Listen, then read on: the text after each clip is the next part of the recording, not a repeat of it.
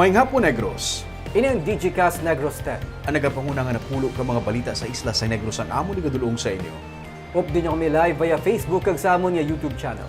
Kag subong ba tayo mga kami live sa FM station nga 91.1 FMR Bacolod. Kag yari na ang top 10 nga mga balita sa Negros subong nga adlaw. Mga pagtayog sa bulkan kanlaon nagdamo. Oaks nagpagbuwas ng notice. Duha ka pulis pilason matapos maglabog sa higad sa karsada ang ilang patrol car. Duha ka mga NPA patay sa encounter sa Moises Padilla. Ido gintagbong sa sapa kag ginguyod sang nagadalagan nga motor. Kag sa good vibes, Asian-inspired vacation house for rent sa DSB sa tripig ni Romeng kag lolo nga ginkawatan sa tricycad, ginbaklan sa bago nga tricycad sang negosyante. Tinatanan sa DigiCast Negros 10. Sa number 10,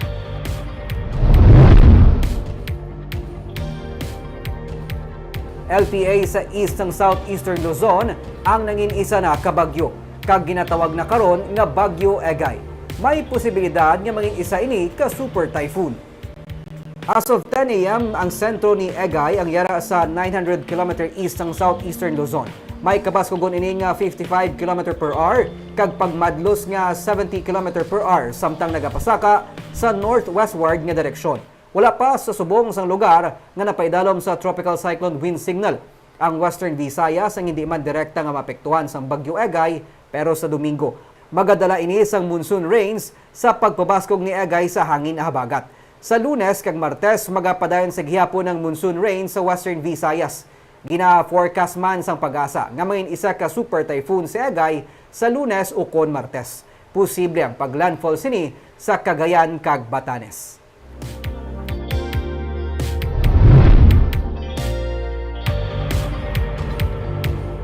Sa number 9, Progressive Alliance of Capital Employees may bago ng pamuno ini kasunod sa pagdeklarar nga bakante ang Executive Board.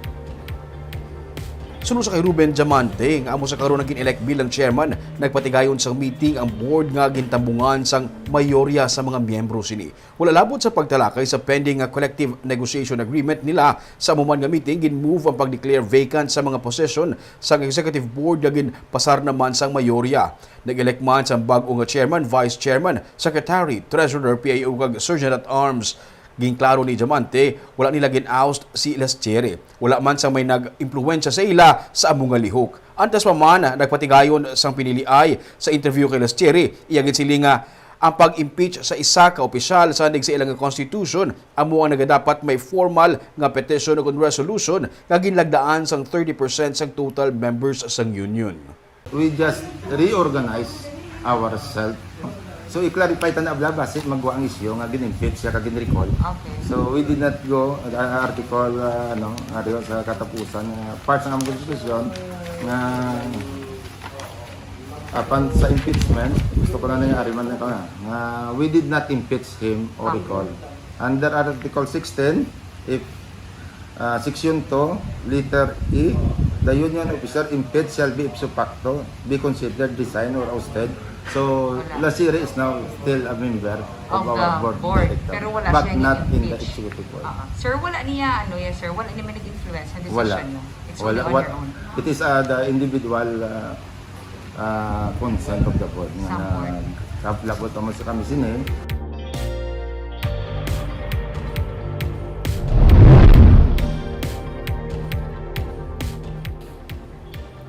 Sa number 8, night market ang temporaryo nga ginpatigayon para sa masobra 30 ka mga vendors sa Libertad Public Market.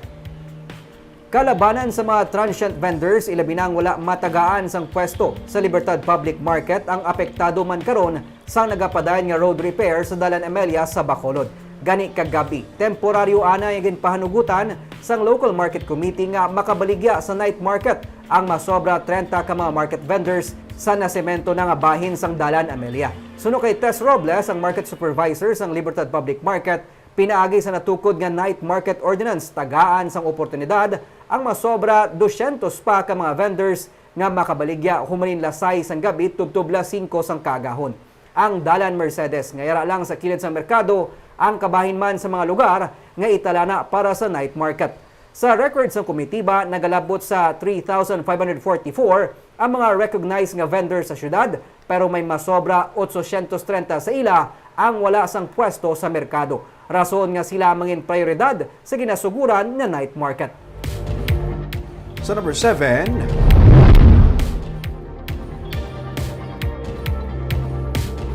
isa ka indo ang gintagbong sa sapa sa wala pa makilalaan nga rider. Iya ini nga ginhigot sa iya nga motor. Kagin padalaga ng motorsiklo samtang ginaguyod ang ido.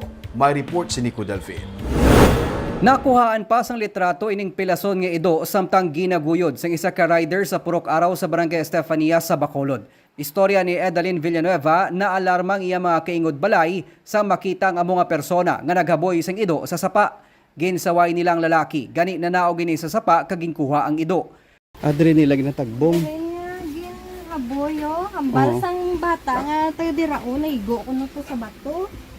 Buhi pang ido sang dali-dali nga ginigot ini sang lalaki sa iyang motorsiklo kag ginguyod sa karsada samtang nagadalaga ng iya motor. Pang ido. Buhi, pato pagkita ko kaya di ko balagin liguan nila kayo ligo ang Okay. kay galaklat pa man. Sino sa balayo? Suno sa pila ka mga residente, ulihi nga nakita ng lalaki na nagaguyod sa ginuptanan pakadto sa Araw Relocation Site sa Barangay Vista Alegre. To wala na tumayo tao mo. Tigim post ko to bala kay basi bla mayara nakakita nga iban nga gin videohan dasig sa ma-recognize. Nagapanawagan naman ang katapos ang Bacolod Aspin Rescue Kennel sa mga nakakita kag nakakilala sa lalaki agod nga matagaan siya sang leksyon sa brutal nga ginhimo sa ido. Nagapangidaron sa 35 tubtob 40 anyos ang rider. Wala sang plakang niya ginamaneho nga motorsiklo. Nico Delfin para sa DGCast Negros.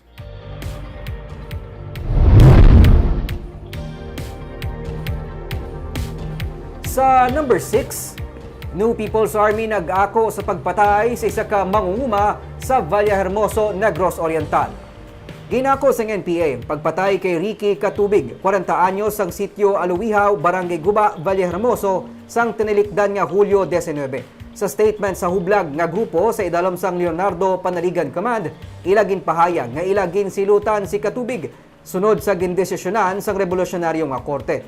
Tuig 2021 pa, suno sa nagdesisyon ang Revolusyonaryo nga Korte matapos ang proseso sang pagbisita kay Katubig sang silot kamatayon. Bangod ginaligar nga isa ini kakawatan kag abusador.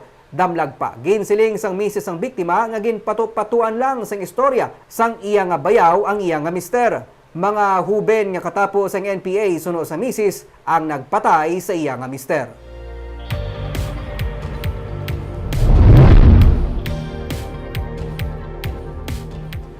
Sa number 5, wasak ang patrol car sang Basay PNP sa Negros Oriental matapos mahulog sa higat sa karsada. Mga pulis nga nagasakay sa mga patrol car, ang minor injuries lang ang naagom.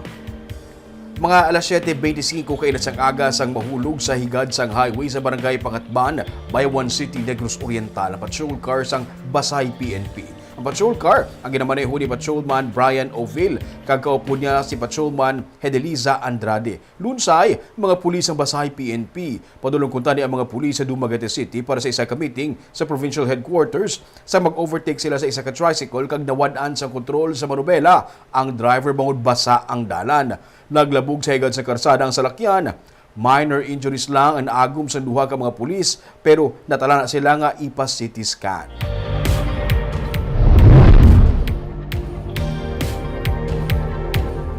Sa number 4, NPA leader kag notorious nga hitman ang napatay sa encounter sa banwa sang Moises Padilla suno sa Philippine Army.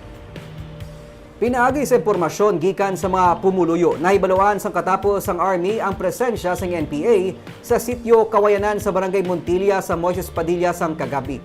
Naengkwentro sang 62nd Infantry Battalion ng 6 ka mga katapos sang NPA kag may pagbayluhanay sang lupok nga natabo sa sulod sang 15 minutos.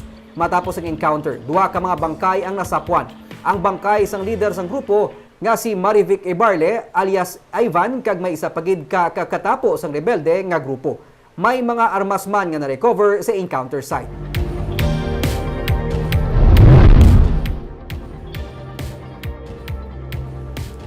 Sa number 3, Himamaylan City Mayor Raymond Tongso nagapaandam sa publiko batok sa mga persona nga nagapasalig sang livelihood project gikan sa Office of the Vice President kabaylo sang 50 pesos nga registration fee.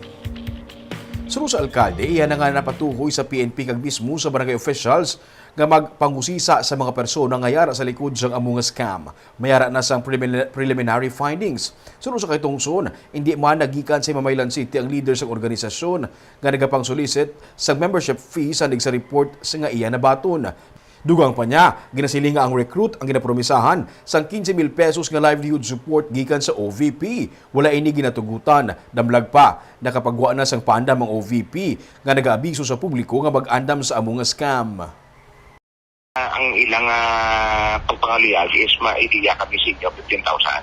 Kanagpod sa amon. That's why nga subong kina-contact na namon ang number 1, ang PNP, ang barangay officials, nga para matrace ni ang mga tao ni. May ara na kami preliminary. Sa number 2, kaso nga grave misconduct ang ginfile na batok sa isa ka department head sa Bacolod. Ipaidalom sa 60-day preventive suspension, may kangtanan sa ginalegar, illegal nga pagpanukot sang rental para sa government equipment sang isa ka department head nga wala giningadlan sang syudad. Suno kay City Legal Officer Attorney Romeo Carlos Ting Jr., 3 ka tagreklamo ang nag-file sang complaint affidavit batok sa public official. Wala sang resibo sa nasambit nga illegal nga transaksyon sa tunga sang organisasyon kag ginareklamo nga department head nga nag-authorize sa ginakabig internal agreement. Napalabot ini sa mga organisasyon sa pagsinapol sa ila ni Mayor Albi Benitez upod sa katapos ang Sectoral Affairs Office. Pero anong basis ang sang complaint to?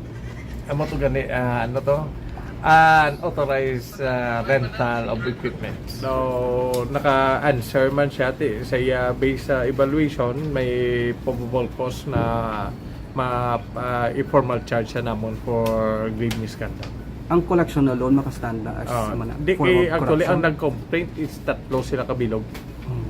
Hindi lang isa ka tao. But hindi directly siya nga nag-receive sa collection. Daw ang ilan siya ara man siya upod siya sa sa pag-kolekta. Kaag sa numero 1 sa mga balita, subong nga adlaw.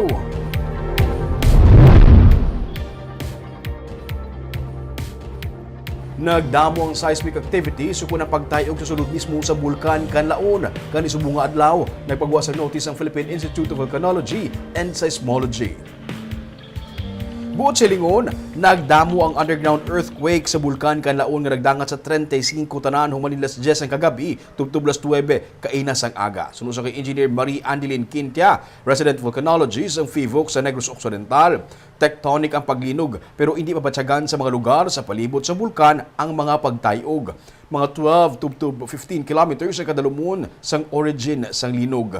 Dugang pa niya nga dapat mas mangin alerto ang publiko gani nagpagwa sila sang notice nga nagapahibalo sa tanan sa pagdamo sa pagtayog sa idalom sang bulkan. Wala man kuno sa kinahanglanon nga ipasaka sa alert level 2 ang bulkan Kanlaon kay wala man sang pagbago sa iban nga volcanic parameters magluwas na lang gid sa pagdamo sa pagtayog. Ang Kanlaon nagapabilin sa gihapon sa alert level 1. Ang publiko ang ginaabisuhan nga estrikto nga sundo ng 4 km permanent danger zone bangod posible ang gulpi nga hazardous phreatic eruptions. Hindi man pwede makalabay malapit sa crater sa bulkan ang mga eroplano. Para na pagbantay sa FIVOC sa mga aktibidad sang bulkan.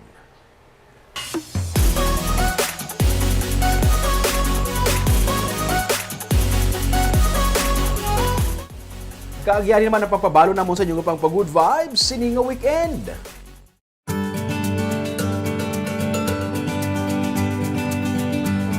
Nagapangita ka bala sa malinong kag matahom nga lugar nga pwede rentahan sa pamilya kag barkada. Samtang gina-enjoy mo ang matugnaw nga weather sang Don Salvador Benedicto, pwede mo man ma-enjoy ang ini nga Asian-inspired garden kag loft houses nga for rent. May common nga swimming pool kag may mini dipping pool man ang kada loft house. Daw yara ka sa sulod sang forest sa vibe nga ginadala sang sini nga lugar.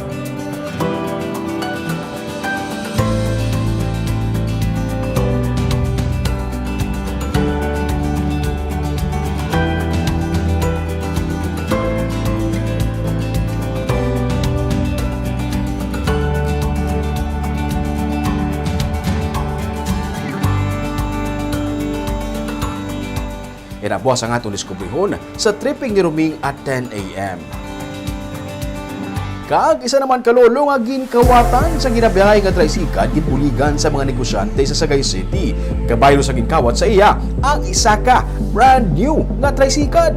Sa pagpanguna man sang isa ka restaurant owner nga tumandok amat-amat karon nga nagabalik sa normalang palangabuyan sang lolo nga nagapanikasog man para mabuligan ang iya nga mga apo. Ina naman sa Sunday sa Baganihan. Di ko kapangita ka sang quick weekend getaway ini ang lugar para sa mga gusto lang magpaliwa-liwa for the weekend. Ginasigay kag malapit lang. O lapit-lapit lang. Kag mabatsagan mo gito ang kabugnaw. Sang, Especially now. Yes. Kag anong ma-offer mo sila sa Sunday? Ang lolo Ruming, no? At least subong nakamatamat na siya balik si aman nga plangaben matapos kinkawatan na kaginbayluhan siya sang bag-o naman niya grasya. Sislipay si Lolo liwat sa gihapon. Kaga mo ito mga balita sa Negros subong adlaw. Kaya man sa panahon karon importante nga may ihibalo ka sa nagkakatabo sa imo nga palibot. Pero dapat balansa kag eksakto mga informasyon. Magapadayon kami sa pagpangalagad sa mga negosanon. Ako si Nico Delfin. Tubtub sa Lunes, ako naman si Romeo Subaldo. Have a safe weekend.